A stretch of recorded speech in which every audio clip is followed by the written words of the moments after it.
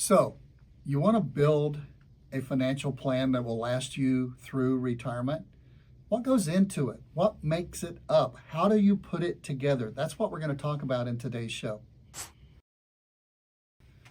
Before we talk about what is in a financial plan, let's talk about what is not a financial plan. A lot of people come to us in our firm and they say, well, here's my financial plan. Here's my retirement blueprint. Here's my retirement plan. And they show me a 401k statement.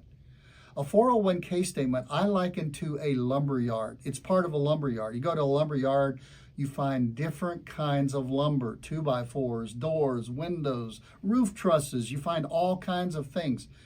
If you've got an IRA, a 401k, a 403b, a 457, a Roth IRA, a pension, Social Security, all of those are your lumber yard, but that is not a retirement plan. To put that together and to make it a real retirement plan, you need a blueprint.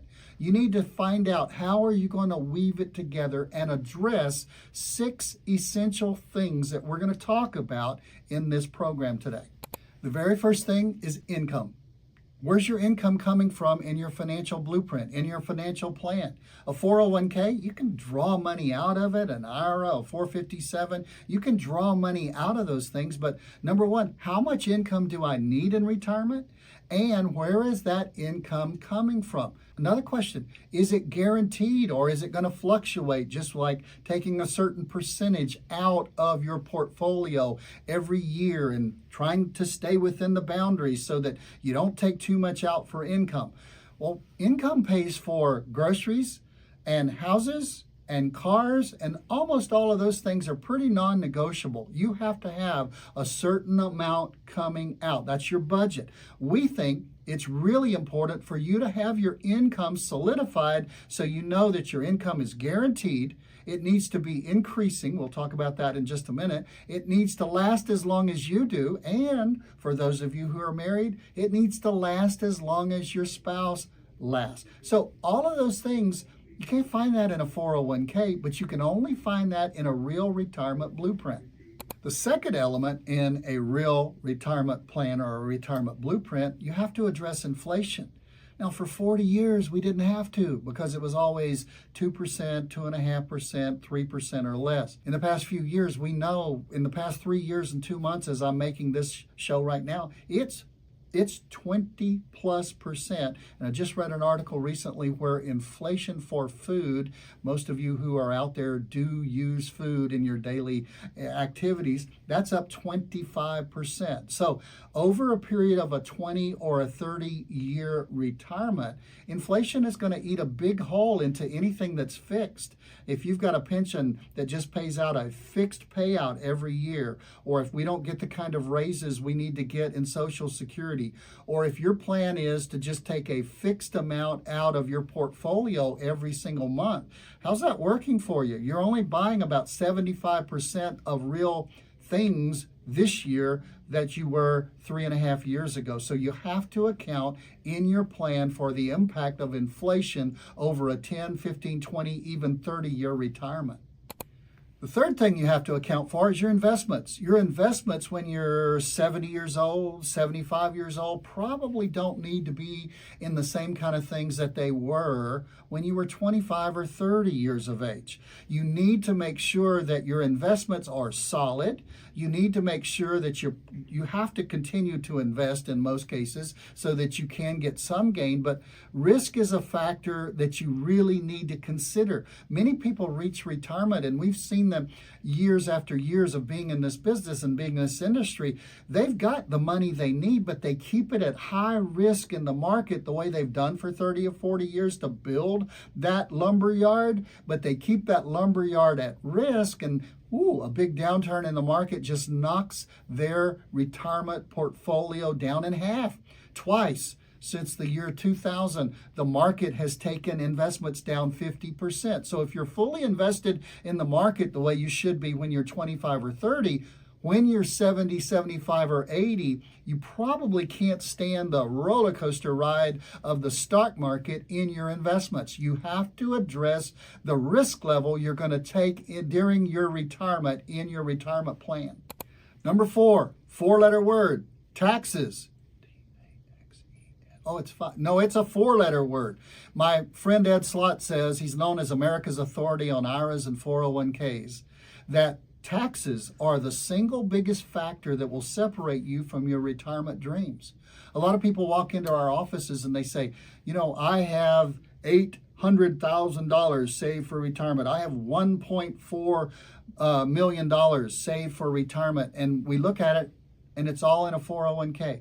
Or it's all in an IRA. And the really thing you need to realize is you can't spend those dollars that are in a 401k or an IRA until they go through the grid of the U.S. tax system.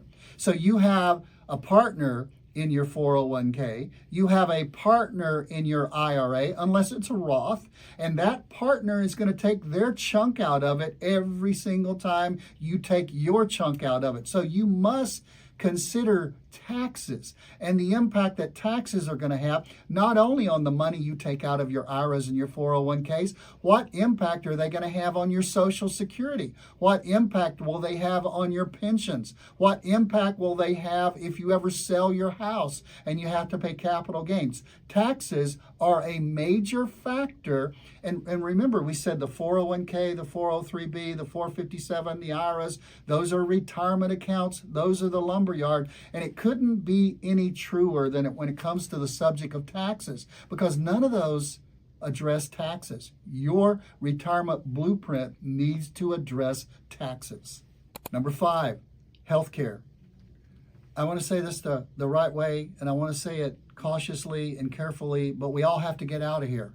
We all have to exit this life somehow, and some exit it quickly, and some exit it over a slow downward trend called illness, sickness, and you're going to run up a lot of healthcare costs. You need to be properly insured, first of all, but you also need to realize that there are some monumental figures that surveys have been put together to show you're going to spend in the average healthcare cost of getting out of this life. Somehow, you've got to realize that's not in my 401k, but that needs to be in your retirement plan. What kind of Medicare do you need? Do you need Medicare Advantage, which is an HMO, or do you need Medicare Supplement because maybe you have a few more issues? What kind of long-term care plans do you have? Am I going to cover it from my own portfolio? Am I going to buy a policy? Am I going to put it into a hybrid investment that I might be able to use for income? I might be able to use for long-term care. And if I don't use it for either, I can leave it to my children. You need to address how you're going to pay for potential health care in any written retirement blueprint. And number 6 is legacy. How are you going to leave it? There are ways where you can leave it, and again, the government comes in and takes a good chunk of it. There are other ways you can leave it where maybe you need a trust. I think everybody needs a will where you have your dictates for anything you live, but some of you need a trust. I don't make those decisions. I'm not an attorney, but we refer people to attorneys who are good at understanding your situation and writing your living trust. That is a living organism almost whenever you're gone, in that it dictates how everything you have is dispersed among your children. You say, well, it just all goes to my children. Right. It still goes to your children, even in a trust. But if you don't have the trust in place, if you need one, it goes through the probate system. And they take their skim off of it. And they take 4, 5, 6, 7% of everything you have. And it will go to your children, but only after paying all of that probate tax. It's really important that you address your legacy and how things are going to be left when you're gone. So in review, a written retirement blueprint will address your income, it will address inflation, it will address investments, it will address your taxes, it will address your health care, and it will address your legacy, how you leave it. If I were to pick one, which you can't, because they're all interrelated. That's why it's so difficult for you to do all of these things on your own. But if I were to pick one that was really, really important, it would be taxes. Because as Ed Slott says, the single biggest factor that will separate you from your dreams is taxes. So if you want to know more, we have another video. You can click the tab. It's on taxes. It'll go a little bit deeper into taxes.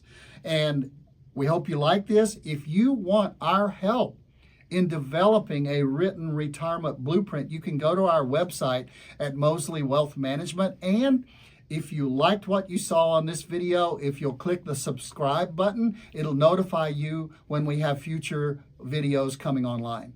Thanks for listening.